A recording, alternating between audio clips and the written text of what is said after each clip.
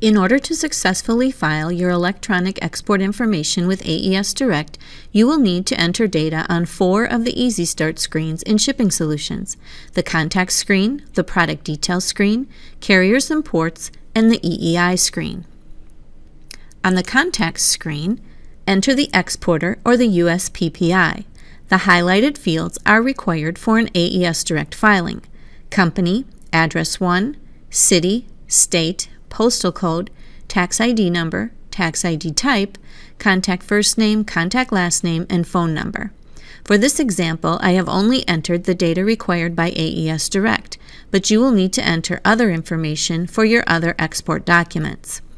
Then enter the ultimate consignee. Again, the highlighted fields are required: company, address 1, city, country, and ultimate consignee type. A postal code is required for shipments to Puerto Rico, and a state code is required for shipments to Mexico and Puerto Rico. The contact name and phone number are optional. If you have a freight forwarder or intermediate consignee, enter them next. They are not required, but if you have them, the freight forwarder has the same data requirements as the USPPI or exporter, and the intermediate consignee has the same data requirements as the ultimate consignee. Now we'll close the contact screen, and we'll open the product details screen. Enter the items in your shipment. The highlighted fields are required for AESDirect filing: the extended price, Schedule B code, Schedule B description, AES quantity 1, unit of measure 1, gross weight, origin, export code, license number or exemption, and license type. Again, I have only entered data that is required by AESDirect. Other documents will require additional fields.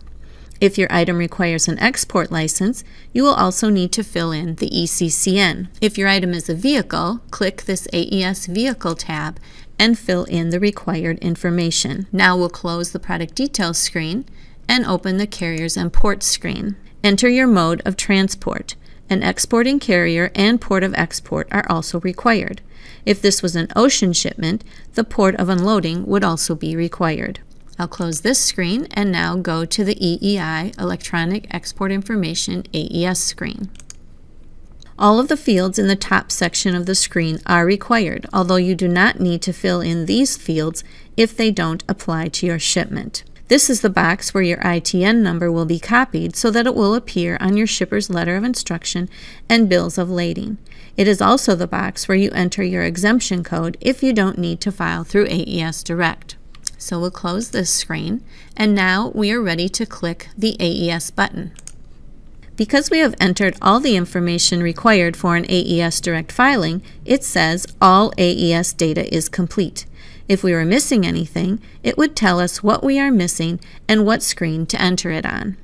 Now that the data is complete, watch the video on how to file with AESDirect via the ACE portal.